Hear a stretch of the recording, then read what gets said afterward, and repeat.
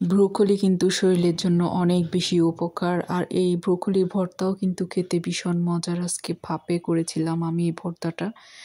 এই যে তাহলে চলুন রেসিপিটা দেখে নিই। আমি এভাবে করে ছোট টুকরো করে ব্রোকলিগুলো ভাপে সিদ্ধ করে নিয়েছি। আপনারা একটু পানি দিয়েও সিদ্ধ করে নিতে পারবেন, কোনো সমস্যা নেই। আমি এইভাবে করে ভাপে সিদ্ধ করে তারপর এখন সরিষার তেল দিয়েছি একটা প্যানে। এখানে আমি এক এক করে শুকনো মরিচ, কাঁচা মরিচ একটু নিচে ভেঙে দিয়েছি যাতে ফুটে না আসে। পেঁয়াজ, রসুন সব কিছু দিয়ে দিয়েছি।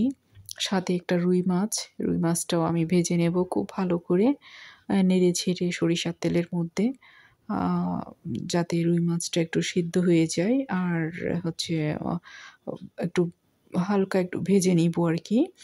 এক পাশে করে দিয়ে দিয়েছি সবগুলা। কিছু সময় ভাজার পর এখন যে ভাপিয়ে নিয়েছিলাম সেই ভাপানো ব্রোকলিটাও দিয়ে দিয়েছি এক পাশে।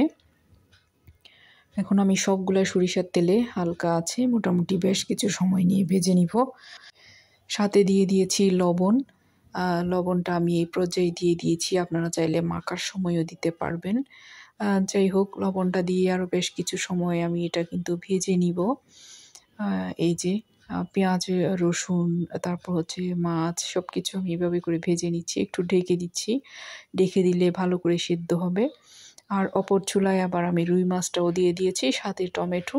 যেহেতু রুই মাছটা একটু ভালো করে ভাজতে হবে, সাথে একটু হলুদ আর লবণ আর একটুখানি মরিচের গুঁড়াও দিয়ে দিচ্ছি রুই মাছের জন্য, যাতে এটা একটু ভিতরে মশলাটা একটু যায়, খেতে ভালো লাগে আর কি। অল্প অল্প একটু করে দিয়ে দিবেন। খুব ভালো করে ভেজে নিতে হবে কিন্তু। আমি এইসব মশলাগুলো দিয়ে খুব ভালো করে ভেজে নিচ্ছি। রসুনটাও এখানে দিয়ে দিয়েছি যাতে রসুনটা একটু ভালো করে সিদ্ধ হয়, তাই ওখান থেকে নিয়ে আমি রসুনগুলো এখানে দিয়ে দিয়েছি। এখন সবগুলা ভাজা হয়ে গিয়েছে, আমি এখানে নিয়ে নিলাম একটা প্লেটে। আর আপনারা লাল মরিচটা কিন্তু একটু পুড়া করেও নিতে পারেন, সমস্যা নেই। আমি পরে দিয়ে একটু পুড়ে নিয়েছিলাম।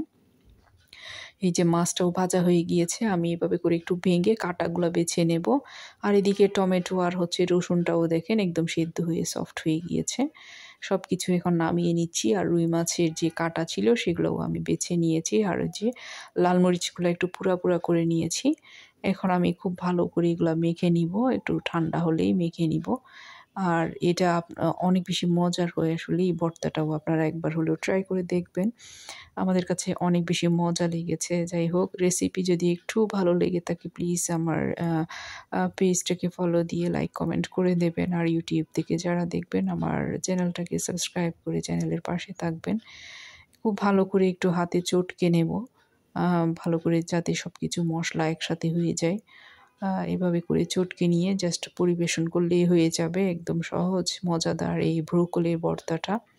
আশা করি রেসিপিটা আপনাদের উপকারে আসবে। খুব সহজভাবে দেখানোর ট্রাই করেছি। আর যেটা বলছিলাম, আপনারা ভাপে না দিয়ে দরকার হলে একটু পানি দিয়ে সিদ্ধ করে তারপরে সরিষার তেলে ভেজে নেবেন ব্রোকলিটা।